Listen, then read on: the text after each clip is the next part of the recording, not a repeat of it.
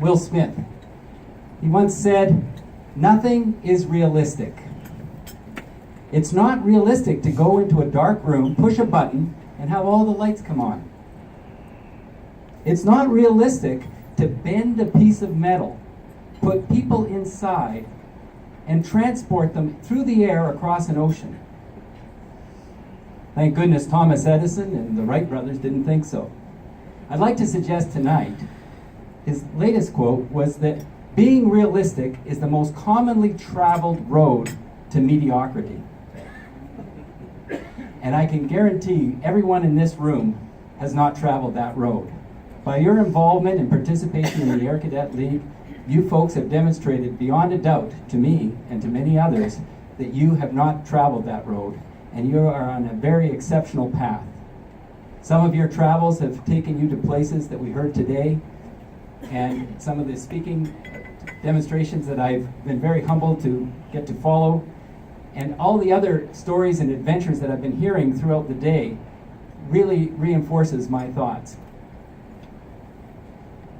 So I'm going to be sharing some pretty exciting stories about airplanes and some flying experience, but most importantly, the message I want to share with you is some of the secrets to my success throughout my career. Because success leaves clues. And you have an opportunity here, now that you've established yourselves as Air Cadets and built a foundation for a future of leadership, of opportunity, and of growth, to really excel. And I think the best way that I can describe that is by giving you some tools. You see, we all carry a tool pouch. Every one of us has this invisible tool pouch on our side here. And what we do is we put those tools that we gather from our research, maybe listening to some TED Talks, maybe having an instructor or a mentor. And those tools are added to our tool pouch, and they serve us well throughout our lives if we have tough decisions to make. Maybe it's a decision on what course to take in university, or what career path to take. Or maybe it's a decision to deal with some very difficult people in your lives. So the tools that I'm going to share with you today, I'm hoping that you can add to your tool pouch, because they certainly have served me well. And one of the tools that I've used all along is the attitude of gratitude. And basically, people have said that I'm probably the luckiest pilot in the world. And I tell you, from this perspective, I definitely feel that way. I'm definitely one of the luckiest pilots that I know, and there's a reason for that, and I want to share that with you because I think that luck is something that we can all have. And the reason I say that is because I believe the definition of luck for me is that it's preparation. Am I adjusting lights? Who didn't pay their bill? Preparation meeting opportunity. Let me say that again. Luck is preparation meeting opportunity. And when you get those opportunities, you grasp them. So I want you to put that as your very first tool in your pouch today. That luck isn't something that just someone else has. Because believe me, when you start hearing some of the stories of the flying that I got to do, you're going to say, wow, that guy's lucky. Yeah, whoa, that guy's really, really lucky. But I want you to know that you too can develop that sort of mindset and put that tool pouch to work in your future, whatever goals you have. So let me start by saying that I joined the military at the age of 17, not as a cadet, but as an Air Reserve technician. And when I first joined, I learned to polish shoes, making those little circles. I learned to press my uniform. I learned to stand at attention and march. I even joined a precision drill team. But I also learned a trade. I was an airframe technician and eventually became a crewman on the single otter. My love for flying started to increase so badly that I finally got accepted into the regular force, and I went to pilot training. And once graduated, I went on to Cold Lake, and I flew the basic fighter of the day, which was the F-5. Now, you can imagine when you're 21 years old and you're carrying live ordnance, low level over the northern Alberta and Saskatchewan weatherlands, and you're leading a foreplane at a very young age. It was a heavy responsibility, and it was a terrific opportunity. Upon graduation, the students on that course went on to either fly the CF-104 Starfighter over in Baden, Germany, or they stayed in Cold Lake or Bagotville on the F-5, supporting NATO in the northern flank, or we went on to fly the F-101 Voodoo, as was introduced. And the Voodoo, what I call the ultimate North American muscle car of the air. This thing was designed in the late 40s. It first flew in 1952. And to give you an idea of how much thrust this thing had, you can imagine you're sitting in an airliner and it's about to take off. And as it takes off and it climbs up to its cruising altitude of about 35,000 feet, seatbelt sign comes off, the meal starts. That takes about 20 minutes. Would you agree? Well, in the Voodoo, when you go from brake release to 35,000 feet, it's 90 seconds. So it was a heck of a rocket ride, and it was a dynamic airplane to fly. And out on the West Coast, we would fly intercept missions, but the weather wasn't even always that good. Quite often, if you don't believe all the glossy brochures, the West Coast gets a lot of rain and a lot of cloud, and we fly formation in the cloud. And when you're flying formation in thick, dark West Coast cloud, you tend to get very close to your wingman. And you're kind of locked onto that little green navigation light on the right wing. What I noticed was many of the pilots there started to get very comfortable only on the right wing. They actually were not as confident to fly on the left wing. And I didn't like that idea. I thought, if you're going to be a fighter pilot, you've got to be able to fly formation in any position. And so that comes up to my next offer of advice for a tool for you. And I call this expression, work on your backhand. How many have played racket sports? Badminton, tennis, squash? So as you know, many people are very comfortable with their forehand. But it doesn't take long before your opponent will realize he's going to start putting the ball over there. So you can either stand at the edge of the court and keep working your forehand, or you can actually work to balance yourself. And so my advice in life is that when you have a goal and you have an objective and you find that there's a weakness in your talents for that one goal that you're aiming for, then work on it. Because the dividends that it pays will not be reflected immediately, but further down the road. And I'm going to demonstrate that in just a moment. So I worked on my backhand. I became very competent on the left wing. And the payoff for that was that it became recognized on the squadron that I was a fairly strong formation pilot. And so at a very junior time, when they were selecting the formation demonstration team, I got selected. They said, let's put Dale on number 3. And it was something that probably wouldn't have happened had I not done that. So that was one of the benefits that I had. The next benefit that happened to me with my backhand theory was even more important. You see, instrument flying is a part of aviation. And I was not that good at instruments. I didn't even really like flying instruments. I liked looking outside. But I realized that I needed to work on my instrument skills. And I worked on them very hard. And again, that became recognized, and my supervisor offered me the opportunity to attend the instrument check pilot course. I was actually sent on course as a lieutenant, which was kind of unheard of in that day when I showed up being that young. But it meant that I got this patch, and it meant that I came back, and my first ticket ride that I had to conduct was actually on the base commander. It was a bit of a humbling experience. But the reason I'm sharing this with you is that later on, there's a sequence of events that started to unfold as a result of me working on my backhand. And that sequence was, when I was due for a posting, I was going to be either going to Moose Jaw to be an instructor there, I could go to a ground tour, or I could be an instructor on the F-101 Voodoo in Bagotville. In order to qualify to be an instructor on fighters at that time in Bagotville, you needed to either have the Air Weapons Instructor course, which is like a fighter weapons, a Top Gun course, or be an ICP. Since I met that criteria, I was now eligible to be posted to be an instructor up in Bagotville. And instructing, as many of you know, is a wonderful privilege. The Air Cadet Organization, I understand, has a tremendous opportunity for very young cadets to learn their skills and then pass it on. And as you and I know, we don't have to discuss this, you really do learn this, your trade, better when you're starting to teach. Well, while teaching there, Canada was in the throes of getting its new fighter aircraft. The NFA, as it was called. We are actually at that period in our military lives right now where we're going through that again, where a decision is going to be made on the F-35 or the Super Hornet or perhaps a Typhoon or any combination. But the question was, who was going to be the very first to fly these airplanes? how are we going to select the people that are going to train the other people? I didn't think I had a chance. I was very young, I was very junior.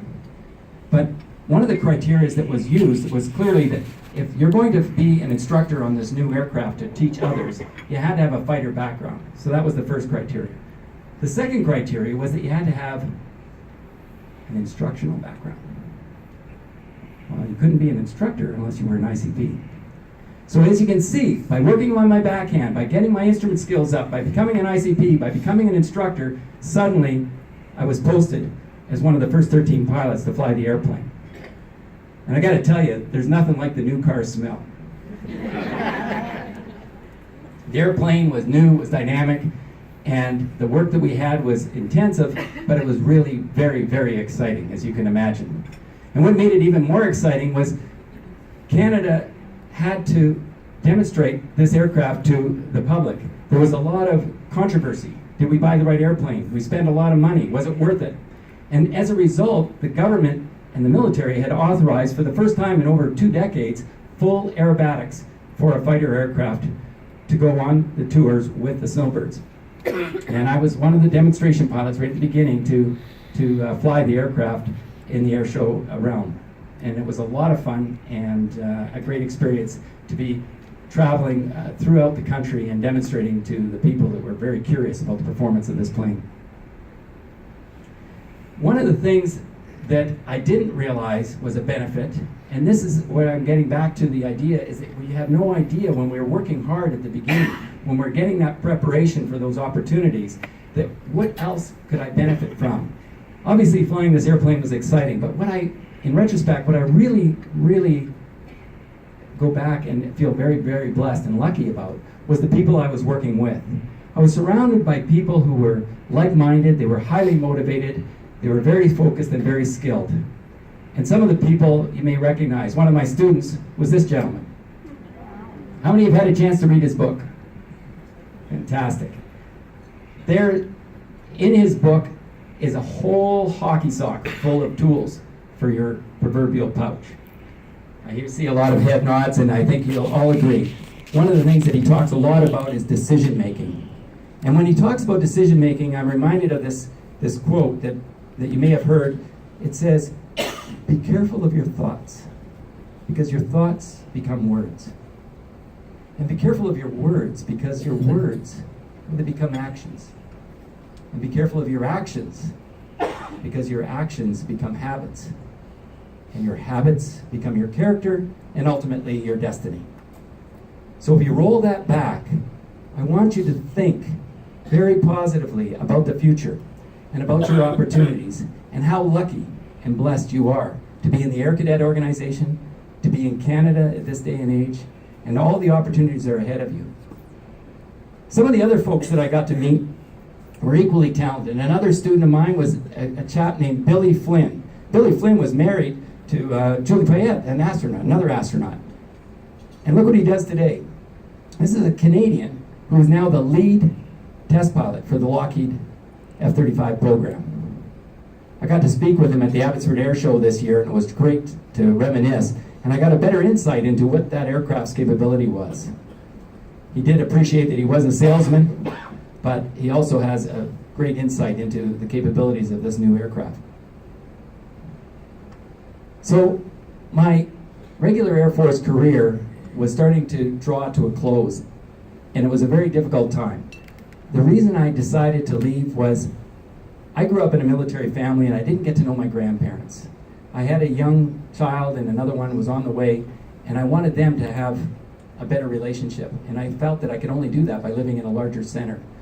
So I switched back out of the Reg Force, and I went back into the Air Force Reserve in Winnipeg, where I started, and joined Air Canada. And in the reserve, I got to fly this aircraft.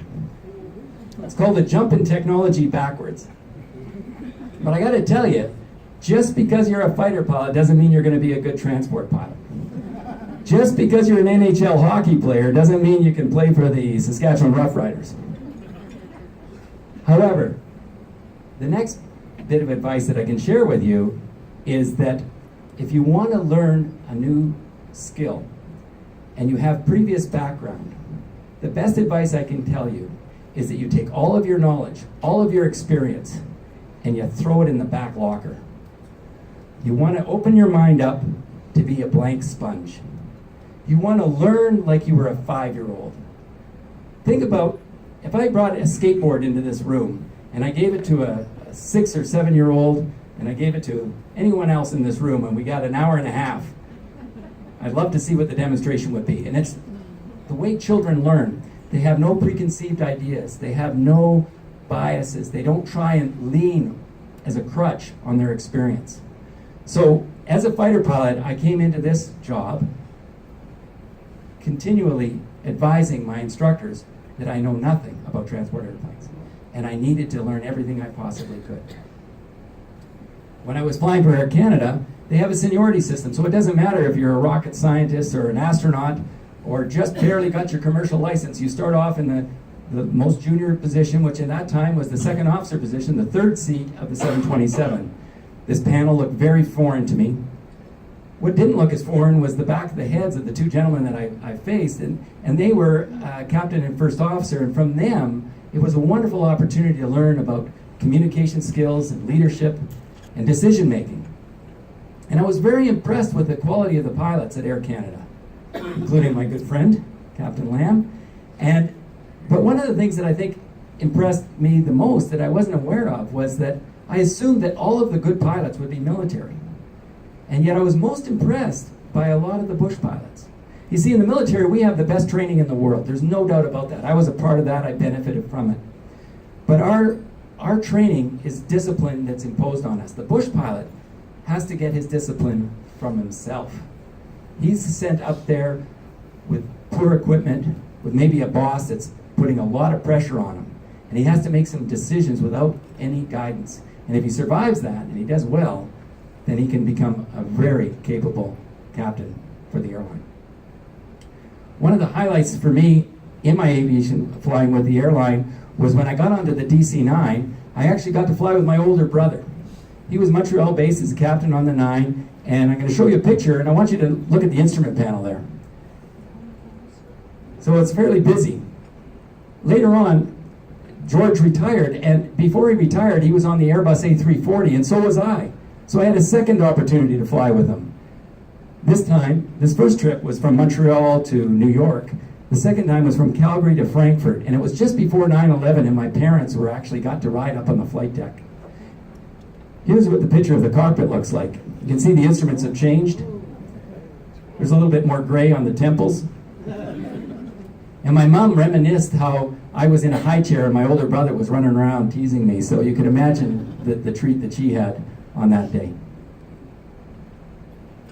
Again, time moved on, and as David had alluded to, there was an opportunity calling me to fly overseas. And how that happened was my son became a pilot. He was trained out at Coastal Pacific Aviation, and he went up north and he flew for Ken Bork Air, but only on the ramp. He got a little bit of time swamping, and he was going the bush pilot route. There were very few opportunities, a very difficult time. And a friend of mine called me up and said, I want to hire your son. And I thought, okay, does he want him to clean an airplane or do some office work? And he said, what do you got? And he says, I've got a brand new Challenger 604. He said, I've never hired a co-pilot before. I've never hired anyone as young as your son. But I know your boy, and I want to take a chance. So at a very young age, my son had this opportunity to go fly overseas. And he was having a lot of fun over there, and I got more and more curious. So eventually, I followed my son's footpath. However, being an alpha male, I had to have a bigger jet. So I got to go on the Global Express, a Bombardier product here that's roughly the size of the DC-9. It weighs 98,000 pounds, about 100 feet long. And, you know, a DC-9 holds 100 people. This thing holds 15. It has a 6,000-mile range. It goes up to 51,000 feet. We used to fly from Cairo to Chicago direct. And inside, it was built like an ultimate motorhome. The experience was incredible. The places I got to see, I flew to places like Paris and Rome and Cannes and Nice and even to North Korea. But the real highlight for me was when my son transferred over from the right seat of the 604 to get his captaincy on a smaller jet called the Cessna Citation III. It was an 8-passenger airplane that had the capability to be single pilot captaincy. And I got to fly with him on many occasions as his co-pilot. So here he is at about flight level 410 over the Mediterranean, staring at his dad, who was proud as punch and feeling a little bit humble because I wasn't allowed to touch any of those pilot switches. It was an experience I'll never forget. So as you can see, you can keep saying, wow, that guy really is lucky. But I want to reinforce that success does leave clues. And no matter how much adversity you're faced, whatever setbacks that may happen in your future, you have an opportunity to look at it from two perspectives. You can simply look at it at its face value, or you can hold your hand up like this and just turn it around just a little bit and say, would doors close, what other ones are opening? And how can we make that just a little bit better? And when you focus on that, you're going to find that over time, those other tools that you've established will help you build your future. Before I wrap up, I've got to tell you that when I left Cyprus, I was getting a little bit, I was getting sad.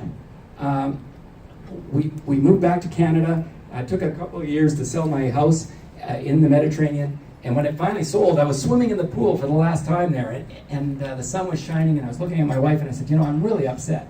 I said, it's an end of a chapter. I'll never have a house in the Mediterranean again. I'll never have a house with a swimming pool again. And she said, don't worry. As soon as you get home, there'll be another adventure. And honest to goodness, we landed in Vancouver. We didn't even get to Comox, and the phone rang. And it was an Air Force friend who actually happened to fly with Air Canada as well, and he said, Dale, I got to talk to you. We got a team of guys that have, we're all ex-military, and we want to honor the 100th anniversary of the Battle of Vimy. We consider it part of the birth of a nation, and we want to do a reenactment by bringing over biplanes, replica biplanes, and then flying them all the way across Canada. Now, initially, I thought he was crazy. I thought, there's no way this is going to work. And I was just about to have that road to mediocrity hit me in the nose when I realized, no, this is an opportunity of a lifetime. I have to grab it. So these are the aircraft that we're involved with. They are called Newport 11s. They were designed in 1911 in Newport, France. They were originally designed before the First World War as a racing plane. And they proved very useful, and eventually the Brits bought them and used them in the First World War, as did the Italians and eventually the Russians. So there's 4 of these, as well as 2 Sopwith pups. Now, unfortunately, one of the aircraft met a couple of very serious prangs, and the pilot was not too badly injured, but he was kindly asked by the insurance company to leave the team. And so we were looking for another airplane. And we almost bought another one, and then that fell through. So I was starting to start the hunt as well, and one came up just down the road. It was in Nanaimo. A carpenter was working on this thing for 10 years. He never flew it. Here's a picture of the 1936 dedication by King Edward. And you can see the crowds that are there, and you can imagine what's going to happen next year on April 9th. Are any squadrons trying to send any cadets over there this year? I know that EF Tours, there are a few. EF Tours is bringing 9,000 officers, cadets, teachers, and students over to Vimy for this celebration. And they've been in contact with us, and they want to use one of our airplanes as static. So anyway, the aircraft came up. I don't know, is this going to work? Here we go. In Nanaimo, I brought it back to the hangar, and I had to start working on it. There was some mods that needed to be done. One, it needed a bigger tail. And I had already built an ultralight, so I was fairly familiar with the tube and fabric system. This is a pop riveted structure, so it uses aircraft grade aluminum. And you simply bend some aluminum, you cover it with fabric that you iron to shrink, and then you paint it. Now, the landing gear was very heavy, and it needed to be upgraded. And so I ordered these very special motorcycle rims from a KTM 80 kid's dirt bike. And then we decided we were going to put mountain bike brakes on them, but we needed an adapter. And I tell you, that's way over my skill set. So I have a friend who's also the lead maintenance officer for our program. He's the only civilian on our team, and he's the only one who's got a secret security clearance, because this machinist millwright has actually worked in in the bowels of our O'Brien-class submarines, turning the machinery on it.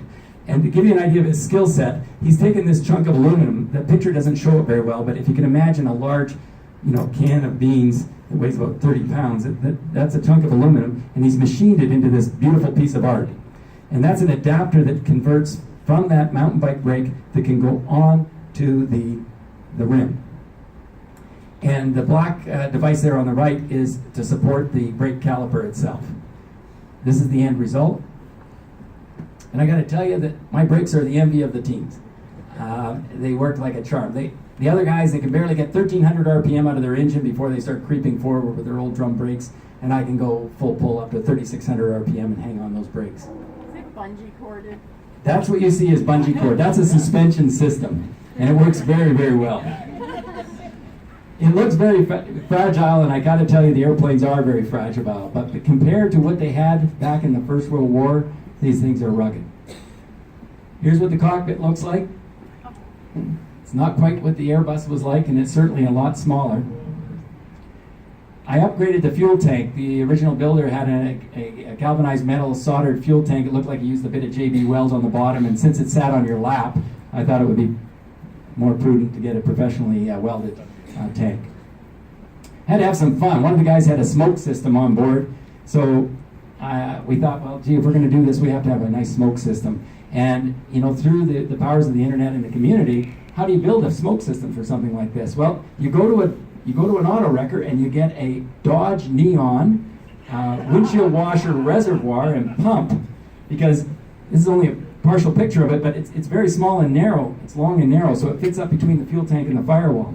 And then you have the pump squirt the smoke oil through a copper tubing that's wrapped around the exhaust and into each exhaust. Now, I'm on the West Coast, so we're pretty environmentally concerned, so I use a very special smoke oil that's actually made out of vegetable oil that has special oxygen molecules added to it.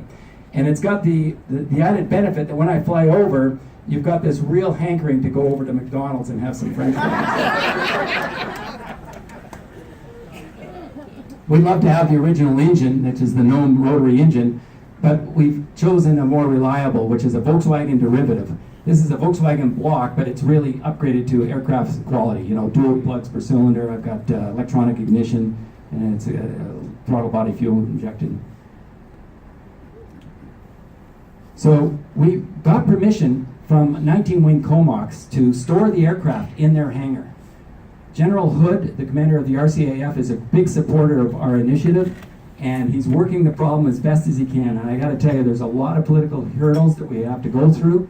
Veteran Affairs is very supportive of us, but it's taking a lot of work. But closer to home, in Comox, 19 Wing has allowed us to put the aircraft in their hangars, and we've been able to train all of our pilots now. We have 9 pilots, and we're all qualified on the aircraft. And we even use the control tower as a mock-up for the memorial itself, which the tower controllers really appreciated. We're going to be traveling across Canada by air when we finish Vimy. Obviously, for the longer distances, we're probably going to have to get something like this. This is just a photographic impression, but we're going to be traveling through communities across the country, and we're going to be in Saskatchewan. So I hope that you will be able to come aboard and your squadrons will be ready to start to participate. Perhaps some of you can get some mock-up uniforms, and because it's the young people that we're trying to represent. Those were the real heroes back in that First World War. So we look forward to that. I guess I'm one of the few guys that have flown both of those airplanes. But we really want to honor our airmen from the Great War and the contribution that they made, not only to the Battle of Vimy, but for the victory of Canada all in all. There is a trailer, a movie trailer I was going to play for you, but we don't have any sound, so I'm going to dispatch with that. You can go online to A Nation Soars or Vimy Flight, join the Facebook page, look at our webpage, and the documentaries. There's 3 one-hour documentaries being done by Dan Aykroyd, who's going to be our narrator. So this is reaching a really high profile, and we're pretty proud and excited about it. And I hope that in 2017 we're going to see you either in Vimy, France, or along the way. But for now, it's been an absolute privilege to speak to such a valuable portion of our of our citizens of Canada, you folks here tonight. And I want to thank you for your time. You've been very patient, and I'll hand the mic back. Thank you.